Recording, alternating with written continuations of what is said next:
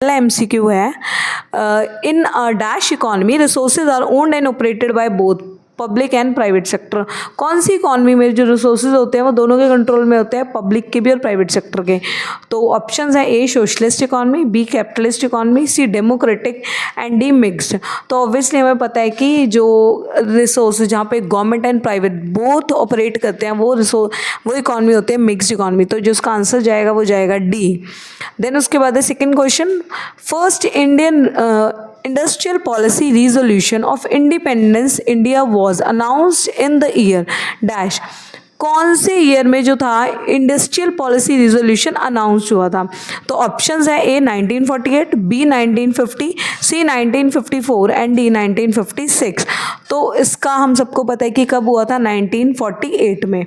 तो इसका आंसर जाएगा option A 1948। Question number 3, from the following alternatives identify the correct full form of नीति in NITI Aayog. NITI Aayog की full form बतानी है, जो नीचे ऑप्शन दिए गए उसमें से चूज करनी है। तो ए है national institutions for tribal India, B national institution for technical India, C national institution for transforming India, D national institution for training India. तो इसका जो ऑप्शन जाता है वो जाता है C national institution for transforming India. Question number 4, dash is known as the architect of Indian planning. किसको architect बोला जाता है इंडियन प्लानिंग का? तो option A is Jawaharlal Nehru, option B is PC Mahalanobis, D doctor Manmohan Singh and D doctor Rajendra Prasad. तो इसका जो option है वो है बी पीसी महालनोबिस, जो है उनको आर्किटेक्ट बोला जाता है इंडियन प्लानिंग का। उसके बाद है question number 5, identify which of the following alternative is not associated with the goals of economic planning India. जो नीचे ऑप्शन दिए गए इसमें से कौन सा जो ऑल्टरनेटिव है वो मिलता नहीं है इकोनॉमिक प्लानिंग इंडिया के गोल से? तो option A is ensuring equitable standard of living, B technological advancement, D increase in economic growth, D promoting import of luxury goods. तो क्या क्या है, कौन सा जो है वो इसमें से नहीं होता? तो इसका आंसर जो है वो है D promoting imports of luxury goods. Obviously ये तो हमारा कोई प्लान नहीं था, इकोनॉमिक प्लान का कोई गोल नहीं था कि हम बाहर से लग्जरी गुड्स को इम्पोर्ट करवाएं। तो option D is the correct answer. Question number 6, in the first of green revolution output was restricted mainly to. Green revolution में पहले जो आउटपुट थी वो किससे रिस्ट्रिक्टेड थी, किस पे रिस्ट्रिक्टेड थी? A cereals and pulses, B wheat and rice, C cotton and jute, D both, B and C. तो इसका जो ऑप्शन है वो है बी व्हीट एंड राइस पे रिस्ट्रिक्टेड थी। 7th क्वेश्चन है, after independence in order to bring equity in agriculture land reforms policies were introduced by the government that includes. Independence के बाद में इक्विटी लाने के लिए एग्रीकल्चर और लैंड रिफॉर्म में कौन कौन सी पॉलिसीज थी जो इंट्रोड्यूस करी गई थी गवर्नमेंट के द्वारा? तो ऑप्शन फर्स्ट है abolition of zamindari system, second है ग्रीन रेवोल्यूशन, थर्ड है land ceilings alternatives. A option है ओनली 1, बी ऑप्शन है ओनली सेकेंड, सी ऑप्शन है both A and both 1 and 2, D option है 1, 2 and 3। तो इसका जो राइट आंसर है वो है C both 1 and 2, abolition of zamindari system and green revolution. Question number 8, identify which of the following is not an advantage of green revolution. मतलब इसमें से नीचे जो ऑप्शन दिए गए इसमें से कौन सी जो थी एडवांटेज नहीं थी ग्रीन रेवोल्यूशन की? तो option A India has become self sufficient in the production of food grains, B India has built sufficient buffer stock of food grain, option C increased marketed surplus, option D increase in the price of food grain। तो option D is the right answer, increase in the price of the food grain। ये तो कोई वो नहीं था green revolution का advantage की prices उसके बढ़ जाएं। Question number 9, identify the incorrect statement from the following. हमें नीचे जो स्टेटमेंट दी गई है इसमें से एक इनकरेक्ट स्टेटमेंट को क्या करना है, चूज करना है। A import substitution was a strategy use to save foreign exchange, B. License policy ensured regional equality. C. Russian economic model was the base for the Indian economic system.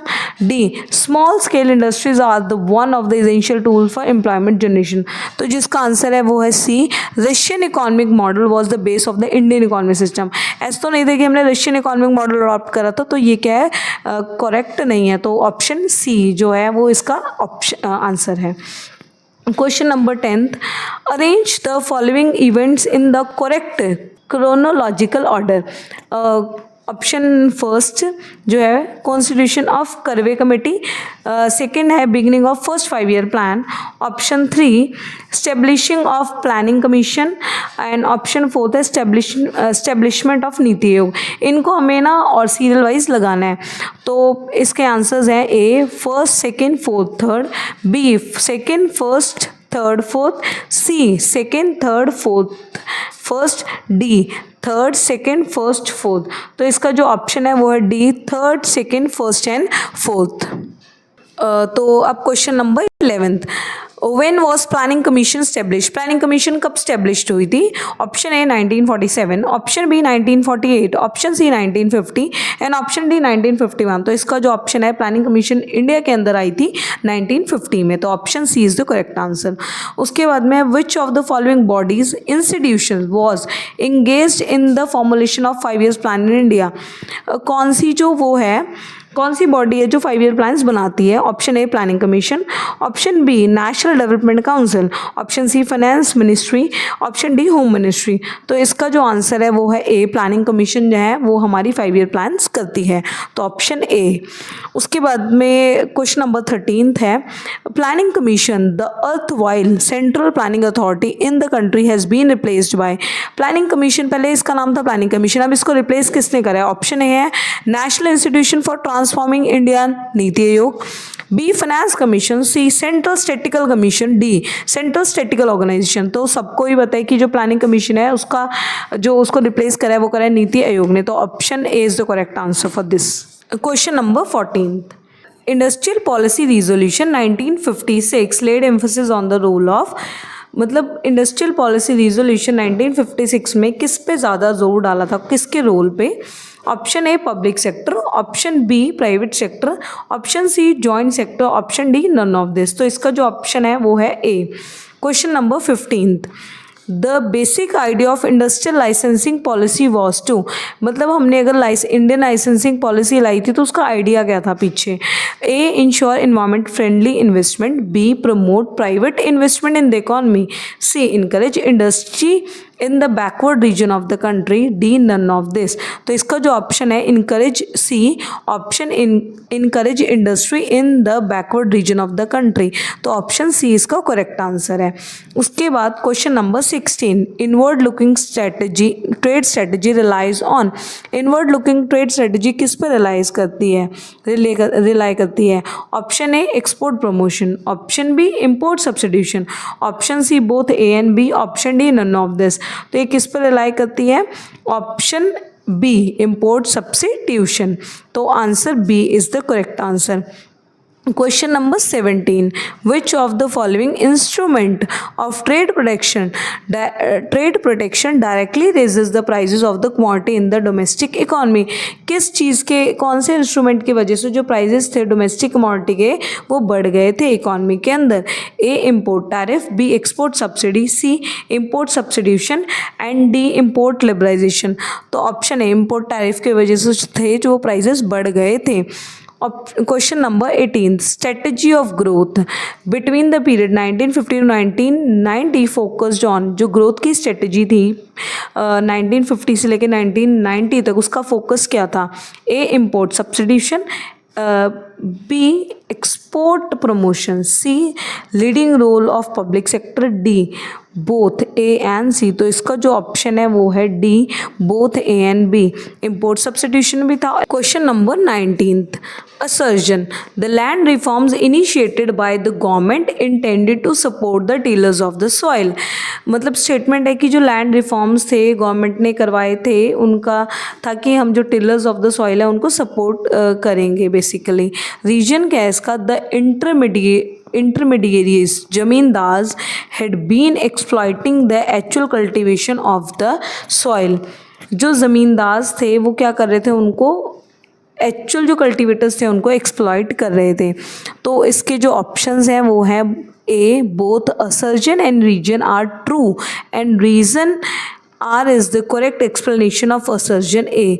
Option B, both assertion A and reason are true and reason is not the correct explanation of assertion A. C, assertion A is true but reason is false. Option D, assertion A is false but reason is true. तो इसमें दोनों ही statement भी ठीक है, उसका reason भी ठीक है। तो इसका जो आंसर जाता है ए, both assertion and reason are true and reason is the correct explanation of assertion. उसके बाद है question number 20th. Assertion. Post independence, public sector was given a prominent role due to requirement of huge investment in the secondary sector. Region. Industrial sector is the backbone of any economy.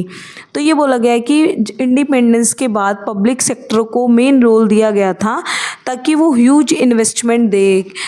कौन सी sector को? Secondary sector को। Reason क्या था? Industrial sector is the backbone of any economy. बिल्कुल सही बात है कि उससे सपोर्ट इसलिए गवर्नमेंट सपोर्ट इसलिए देती है क्योंकि किसी भी इकॉनमी की जो बैकबोन होती है वो क्या होती है? इंडस्ट्रियल सेक्टर होती है। तो option A, both assertion and reason are true and reason is the correct explanation of assertion A. Both assertion and reason are true, but reason is not the correct explanation of assertion A. C, assertion is true, but reason is false. D, assertion is false, but reason is true. यहाँ पे दोनों ही statement ठीक हैं।